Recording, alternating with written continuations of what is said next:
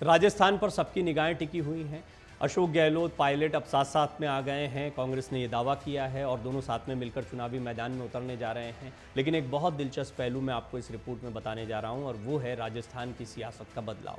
राजस्थान में 2018 के विधानसभा चुनाव के बाद से ही अब तक राजनीति में काफ़ी उठापटक देखने को मिली है। चाहे वो कांग्रेस हो या भाजपा, दोनों पार्टियों में इस बार अस्तित्व की लड़ाई भी लड़ी जा रही है। ऐसा दावा किया जा रहा है कि दोनों पार्टियों के लिए अस्तित्व की लड़ाई है। एक तरफ जहां कांग्रेस ने सचिन पायलट और अशोक गहलोत के बीच सुलह का दावा किया है, दूसरी तरफ प्रदेश में पार्टी को मजबूत करने के लिए बीजेपी की तरफ से प्रधानमंत्री मोदी खुद मोर्चा संभाले हुए एक के बाद एक कई दौरे वो कर रहे हैं। यहाँ पर स्थानीय नेतृत्व को लेकर बड़े सवाल खड़े हो रहे हैं। क्या वसुंधरा राजे सिंधिया के नेतृत्व में चुनाव लड़ा जाएगा? क्या उनके चेहरे को चुनाव तक आगे किया ही नहीं जाएगा? ऐसे बहुत से सवाल हैं। इस रिपोर्ट में हम आपको बताएंगे कि 2018 के विधानसभा चुनाव के बाद कितनी बदली है राजस्थान की सियासत। इस बार किसका दावा कितना मजबूत है, इस चुनाव में कौन से मुद्दे हावी होंगे, किसकी तैयारी कैसी है। लेकिन उससे पहले जान लीजिए प्रधानमंत्री मोदी की जनसभा के बारे में, क्योंकि प्रधानमंत्री मोदी खुद राजस्थान पर लगातार फोकस कर रहे हैं। प्रधानमंत्री नरेंद्र मोदी के नेतृत्व वाली केंद्र की भाजपा सरकार के 9 साल पूरे होने पर पार्टी जनता का समर्थन हासिल करने के लिए कई जनसभाएं कर रही है।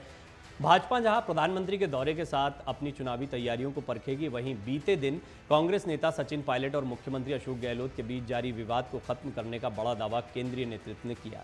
पार्टी महासचिव केसी वेणुगोपाल ने कहा कि हम मिलकर चुनाव लड़ेंगे और जीत दर्ज करेंगे। अशोक गहलोत के नेतृत्व वाली राज्य की कांग्रेस सरकार भी चुनावी साल में अपनी तैयारियों को पुख्ता करने में जुटी हुई है। हाल ही में right to health bill pass कराकर जहां कांग्रेस सरकार ने राजस्थान में माहौल बदलने की कोशिश की है, वहीं विपक्षी दल भाजपा राज्य में भ्रष्टाचार और अपराध का हवाला देकर अपनी वापसी के दावे कर रही है। इन दोनों के अलावा अरविंद केजरीवाल की पार्टी आप भी चुनावी मैदान में उतरने की तैयारी कर रही है। सबसे पहले जान लीजिए बीते 5 साल में राज्य की सियासत में क्या क्या बदला। चुनाव नतीजों के बाद कांग्रेस के सामने मुख्यमंत्री का सवाल खड़ा हो गया। इसके लिए तत्कालीन कांग्रेस अध्यक्ष राहुल गांधी, सोनिया गांधी और प्रियंका गांधी वाड्रा समेत पार्टी के शीर्ष नेताओं के बीच गहन चर्चा हुई। इसके बाद अशोक गहलोत के हाथों में राज्य की सत्ता सौंपने का फैसला हुआ। इसी दौरान राहुल गांधी ने मुख्यमंत्री पद के दावेदार दोनों नेताओं को खुद साथ में लिया, एक तस्वीर ट्वीट की। इस फोटो को उन्होंने कैप्शन दिया, united colours of Rajasthan. Basapa और निर्दलीय विधायकों ने सरकार बनाने के लिए अपना समर्थन सौंप दिया, जिसके मुख्यमंत्री अशोक गहलोत बने। चुनाव के बाद सभी बसपा विधायक कांग्रेस में शामिल हो गए। राज्य में चुनाव के बाद कभी भी सियासी हलचलें नहीं थमी। सितंबर 2019 में एक बड़ा सियासी घटनाक्रम घटा जब बहुजन समाज पार्टी के सभी 6 विधायक सत्तारूढ़ कांग्रेस में शामिल हो गए थे। कई दिनों तक मुख्यमंत्री अशोक गहलोत के संपर्क में रहे बसपा विधायकों ने अपने विधायक दल के कांग्रेस में विलय की सूचना देने वाला एक पत्र विधानसभा अध्यक्ष सीपी जोशी को सौंपा था। जब पायलट गुट की बगावत हुई और खड़ा हो गया सरकार गिरने का खतरा, ये भी एक मौका आया। दिसंबर 2018 में सरकार बनने के 19 महीने बाद ही गहलोत सरकार के सामने सबसे बड़ा संकट था। ये संकट 12 जुलाई 2020 से शुरू हुआ, जब कांग्रेस के 19 विधायक गहलोत और पायलट गुटों के बीच विभिन्न मुद्दों पर विवादों के बाद दिल्ली आ गए। ये विधायक तत्कालीन उप मुख्यमंत्री सचिन पायलट के खेमे के थे। इसी बीच पायलट ने दावा किया कि उनके पास कुल 30 विधायकों का समर्थन है। कांग्रेस ने संभालने के लिए रणदीप सिंह सुरजेवाला, अजय माकन, अविनाश पांडे को जयपुर भेजा। इस बीच सचिन पायलट ने फिर से पुष्टि की कि वो भाजपा में शामिल नहीं होंगे। मुख्यमंत्री अशोक गहलोत और अन्य नेताओं के साथ कांग्रेस विधायकों ने विश्वास प्रस्ताव के लिए एक बैठक की। सचिन पायलट और उनके समर्थक विधायकों को भी इस मुद्दे पर चर्चा के लिए आमंत्रित किया गया, लेकिन उन्होंने इनकार कर दिया। 14 जुलाई को उन्हें उनके 2 विधायकों समेत राजस्थान के उप मुख्यमंत्री और राजस्थान प्रदेश कांग्रेस कमेटी के अध्यक्ष पद से हटा दिया गया। शिक्षा मंत्री गोविंद सिंह डोडासरा को राजस्थान प्रदेश कांग्रेस कमेटी का अध्यक्ष बना दिया गया। सचिन पायलट का समर्थन करने वाले कैबिनेट मंत्री विश्वेंद्र सिंह और रमेश चंद्र मीणा से भी उनके मंत्रालय छीन लिए गए। बगावत के लिए कांग्रेस यही नहीं रुकी, बाद में पायलट को विधानसभा से उनकी सदस्यता भंग करने के बारे में राजस्थान विधानसभा के अध्यक्ष सीपी जोशी ने नोटिस भी भेजा। कांग्रेस आला कमान से एक मुलाकात ने कैसे परिस्थितियां बदल दी, वो भी दिलचस्प है।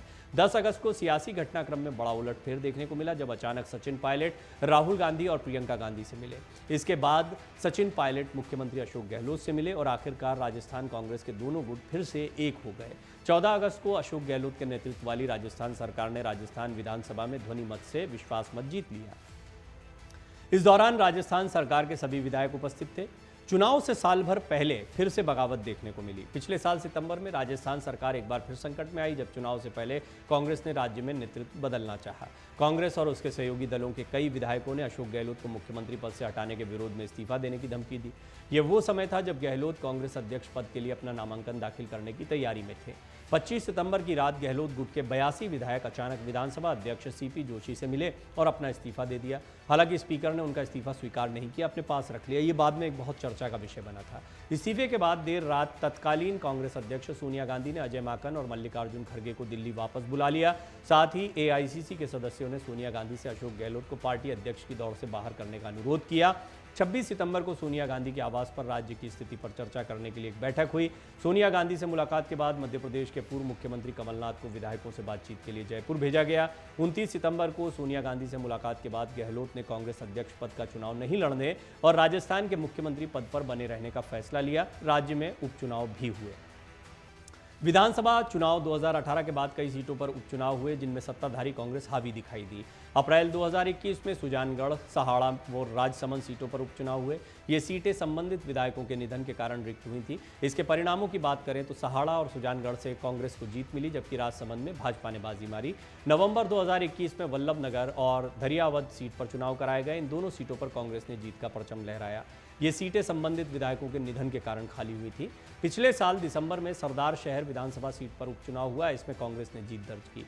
ये सीट विधायक भंवरलाल शर्मा के निधन के कारण रिक्त हुई थी। अब क्या स्थिति है विधानसभा की? 2018 के चुनाव के बाद 200 सदस्यीय विधानसभा में कांग्रेस की 99, भाजपा की 77 सीटें थीं। 6 सीटें बसपा और 20 अन्य के खाते में गई थीं। इस वक्त 230 सदस्यीय विधानसभा में कांग्रेस के 108, भाजपा के 70 और 21 अन्य हैं। वहीं उदयपुर सीट वरिष्ठ भाजपा नेता गुलाब चंद कटारिया के इस्तीफे के कारण इसी साल फरवरी महीने में खाली हो गई थी, जब उन्हें असम का राज्यपाल नियुक्त कर दिया गया। इस चुनाव में कौन से मुद्दे हावी होंगे, किसकी तैयारी कैसी है? 2018 में राजस्थान विधानसभा के चुनाव नतीजे 11 दिसंबर को आए थे। ऐसे में चुनाव को अब 8 महीने का वक्त बाकी है। इस चुनाव में कांग्रेस के सामने अपना किला बचाने की चुनौती होगी। वहीं भाजपा अपनी वापसी की कोशिश करेगी। मौजूदा सरकार के सामने बेरोजगारी, अपराध जैसे बड़े मुद्दे हैं, जिन्हें विपक्ष लगातार उठा रहा है। वहीं चुनाव से कुछ महीने पहले राइट टू हेल्थ बिल पारित कराकर सरकार इसे ऐतिहासिक बता रही है। इसके पहले राज्य सरकार 10 लाख तक का स्वास्थ्य बीमा कवर देने वाली चिरंजीवी योजना लागू कर चुकी है। तो राजस्थान में आपने देखा 2018 के बाद क्या क्या पूरी कहानी रही है। चुनावी तैयारियों की बात करें तो कांग्रेस और भाजपा लगातार बूथ स्तर तक संगठन को मजबूत करने के प्रयासों में जुटी हुई है। दोनों ही पार्टी के बड़े बड़े नेता। चुनावी विश्लेषकों की माने तो भाजपा इस बार मोदी के चेहरे पर चुनाव लड़ रही है, जबकि कांग्रेस के सामने अभी भी असमंजस की स्थिति है। दोनों ही चेहरे सामने रख दिए गए हैं। इस बार आम आदमी पार्टी भी राज्य विधानसभा का चुनाव लड़ेगी। आपके राष्ट्रीय संयोजक अरविंद केजरीवाल ने पिछले महीने पंजाब के मुख्यमंत्री भगवंत मान के साथ राजस्थान के जयपुर में तिरंगा यात्रा निकालकर चुनावी बिगुल फूंका था।